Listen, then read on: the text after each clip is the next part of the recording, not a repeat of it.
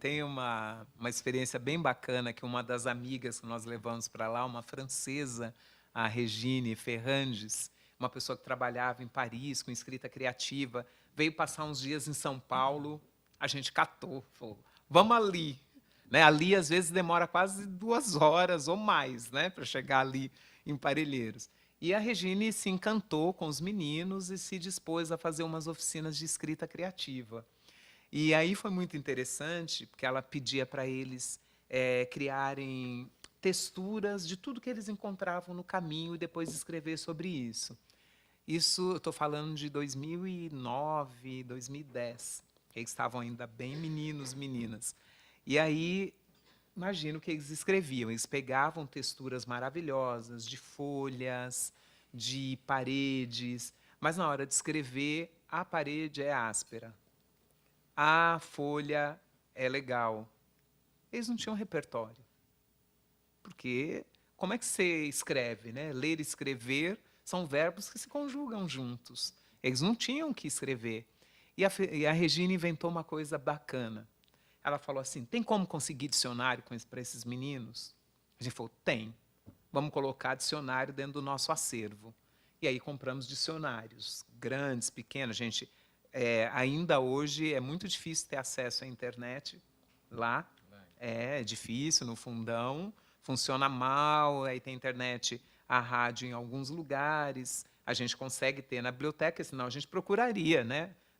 Usaria o dicionário online, mas não funcionava. Então a gente comprou o dicionário para todo mundo e a Regina inventou uma coisa. Eles escreviam, depois eles precisavam construir um muro de palavras, que era, jogavam um dado, saía lá 4, vão procurar no dicionário e pegar a 4ª palavra do dicionário e substituir. Então, bonito, jogou, deu 4. Vamos procurar qual é o 4º sinônimo de bonito que está lá dentro do dicionário. Esses meninos começaram a se encantar pelo que eles escreviam. Porque eles liam e falavam assim, nossa, fui eu que escrevi. Depois eles construíram um muro de palavras, que eram, quais são as palavras novas que a gente construiu, conheceu dentro desse mês. E essas palavras começaram a ir lá para o muro, para a gente entender. Um mundo palavreado vai sendo construído com palavras que a gente vai conquistando também. Hoje, quando você encontra, né, se vocês olharem lá, se jogar Sarau do Terror, que é um dos eventos da biblioteca, ou o nome dos jovens, ou biblioteca, vocês vão ouvir esses meninos falando e ver que repertório que eles foram construindo dentro desse tempo.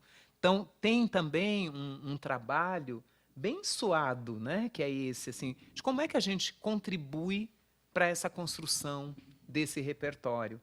O primeiro clube de leitura que nós fizemos foi com o Steve em Lisboa, Lembrei de Você, do Luiz Rufato, né, que é um livro aparentemente pequeno, simples, e ali também a gente precisou parar, voltar, a gente enroscava na leitura, nas palavras. E aí uma parceira nossa, uma formadora, Maria Celeste, ela ajudou a gente a aprender uma coisa também. Ela fala assim, a literatura, ela é também a sensação que a gente tem com as palavras e com os textos. Tem horas que a gente não vai conseguir entender palavra por palavra, mas a gente lê e sente essa palavra. Depois a gente volta.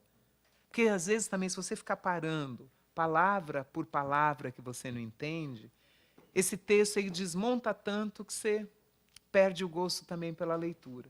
Então, a gente estou trazendo aqui 2 exemplos diferentes. Um que a gente foi lá para o dicionário para construir esse repertório, e outro, né, ler Ítalo Calvino, né, aquelas cartas. Se você for parar em cada palavra que você não entende, falando dos mais jovens que não viverem dessa experiência, desses anos da biblioteca, você perde o gosto também pela leitura. Então tem esse exercício, né? O segundo livro que nós lemos do Rufato foi Eles Eram Muitos Cavalos, né? Aquele livro com aquela pontuação, então, uma aprendizagem incrível, né? Esse saber literário que vai para além das palavras, né? Passa pelas palavras, mas que é também como é que a gente vai construindo esse repertório como leitor, né? Esse repertório de quanto mais você lê, então hoje quando eles vão identificando os gêneros literários, o estilo de escrita, encontrar um trecho e falar, puxa vida, isso aqui parece um trecho de Cidinha da Silva, ou isso aqui parece Machado de Assis. Então, como que você constrói isso? Lendo. Não tem outro jeito. Um elemento muito importante, né, quando a gente fala do mediador, a gente diz sempre, né, o mediador é aquele que vai construindo a ponte entre, no nosso caso da leitura, entre o não leitor e o livro. A gente fala como é que o mediador ele consegue encantar essa pessoa para que olha para aquele objeto livro e ele não te diz nada. E a gente tem feito todas as nossas ações, mesmo se é um cortejo literário, se é a maternidade literária, a Casa das Histórias, o livro sempre está presente, porque a gente quer que esse objeto, livro, que a biblioteca, seja central. Então a gente diz sempre, como é que o mediador ele pode ser esse elemento, né, que encanta, que traz aquele livro. Então o mediador ele nunca leva uma interpretação do livro, ele leva o livro em si, mas ele leva de um jeito que provoca esse não leitor a dar um sentido para aquele livro que está ali. Então, às vezes, você vai ler um trecho do livro e tem uma ação muito bacana que um grupo daqui da região sudeste criou há muitos anos atrás, que chamava Pode Levar. Eles escreviam de forma manuscrita, porque eles não tinham impressora, eles escreviam trechos de livro e deixavam nos botecos, nas igrejas, nas poucas árvores que tinham no bairro, vinha o trecho do livro e vinha escrito embaixo, pode levar. E dizia, e se você quer ler mais, vai buscar. Então, assim, são estratégias que aí você fica curioso, ele pega aquele pedacinho de lá no boteco, você fala, isso tem a ver comigo e pode levar. E ainda quando eu posso ir na biblioteca e pegar ainda mais. Então, essa é uma estratégia do encantamento. Um outro elemento que eu acho que é muito importante, né, a gente fala o tempo todo, o mediador de leitura, ele é, acima de tudo, um leitor. Se você não é leitor, se você não conhece aquilo que você está apresentando para os outros, como é que você consegue apresentar? Como é que eu faço com um menino, né, que está lá encantado por Harry Potter, como é que eu indico para ele outros livros? Eu preciso conhecer aquilo que está lá. Então, isso é essencial, a gente trabalha muito isso. Quem já foi a Caminhos da Leitura, quem conhece, né, como a Ana Paula, que está aqui, conhece muito o nosso trabalho, sabe, a biblioteca é pequenininha, era a casa do coveiro, 3 cômodos, e a gente tem uma varanda e um jardim que nós construímos um banco de adobe para poder possibilitar mais encontros. Então, a gente lá naquela área, a gente está o tempo todo lendo, pedindo indicação de leitura para os amigos, para os estudiosos do assunto. A gente ganha muitos livros, hoje os autores mandam livros para a gente, isso é muito legal. Aí você tem lá uma estante que chama Esse a gente conhece. Esse a gente conhece são os livros autografados. Quando eu vim dar uma atividade aqui a convite do pessoal do Sesc Itaquera, foi muito bacana, que eu tenho uma oficina que eu trabalho só com literatura negra e afro-brasileira. E aí eu levo todos os meus livros e são quase todos autografados. E eu faço uma dinâmica, uma atividade lá que chama Despista Afro-Brasileira. E aí os meninos fazendo esse jogo, eles tinham que encontrar os livros. Aí um me chamou no cantinho, na hora do intervalo. Ele falou assim, Bel, todos os teus livros estão lá escrito para Bel, querida. Você conhece mesmo? Eu falei, não, eu falsifico. Ele falou, jura? Então assim, para a nossa biblioteca, imagina que legal, num lugar, né, que demorou tanto tempo para ter uma biblioteca que está na casa do coveiro, você encontrar lá naquela parede, esse a gente conhece, aí abre, está lá, para os meninos e meninas da Caminhos da Leitura. Então, é também mediador a gente sentir que aquele espaço é valorizado pelas pessoas que têm importância para nós. Então, isso também é importante para o mediador. Como é que eu chego naquele espaço e percebo que aquele espaço tem mais pessoas que dão importância e pensam nele para mim? Quando esses autores dedicam esses livros para a comunidade de Parelheiros, eles estão dando importância para aqueles moradores. E isso é muito bacana, né? É um jeito de aproximar. Um outro elemento que eu acho que é essencial, né? Ninguém é uma coisa só, né? Eu estava falando aqui, minha formação eu sou uma convertida à literatura, né? A literatura me pegou, né? Mas eu venho da formação em ciências matemáticas, eu sou uma educadora social, essencialmente, minha história de militância na área de criança e adolescente, e hoje eu faço meu mestrado dentro do turismo.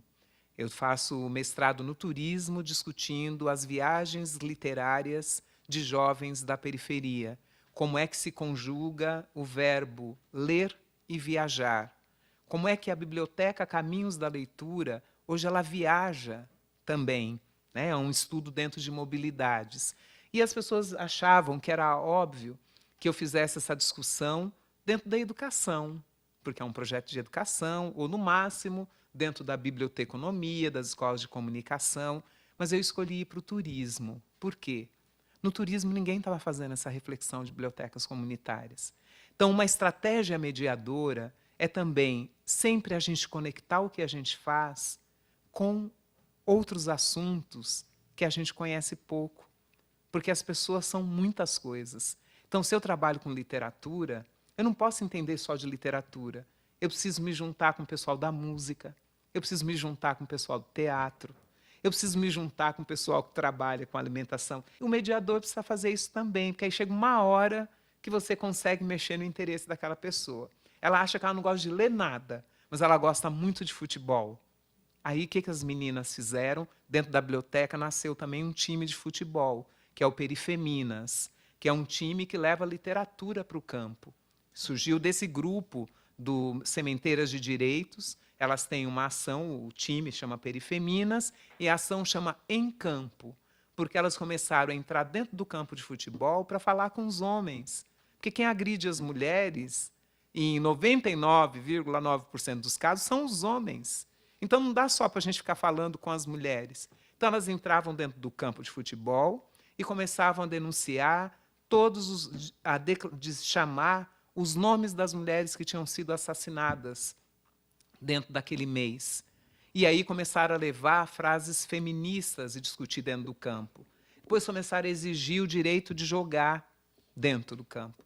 E hoje virou um time de futebol. Qual foi a vingança dos homens? Então, eles não queriam deixá-las jogar. Elas reivindicaram conquistar o direito de jogar dentro do campo.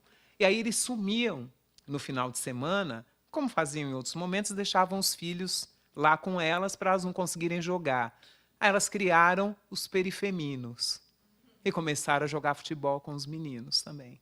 E aí estão aí fazendo o maior sucesso, já jogaram com um grupo de mulheres do Uruguai que veio aqui para conhecê-las. Então, assim, é isso. Aí chega uma hora que essas mulheres começam a ler literatura que falam de futebol. E elas não se achavam leitoras. Tem 3 dessas mulheres fazendo faculdade de pedagogia hoje em dia. Hoje todos os meninos estão fazendo universidade, tem gente formada em letras, tem gente trabalhando em editoras, eles estão indo, à vida e são os primeiros das suas famílias que conseguiram cavar esse caminho e vão carregando outras. Tem um lema do movimento de mulheres negras que fala, uma sobe e puxa a outra. E elas falam assim, uma sobe e chama a outra junto também.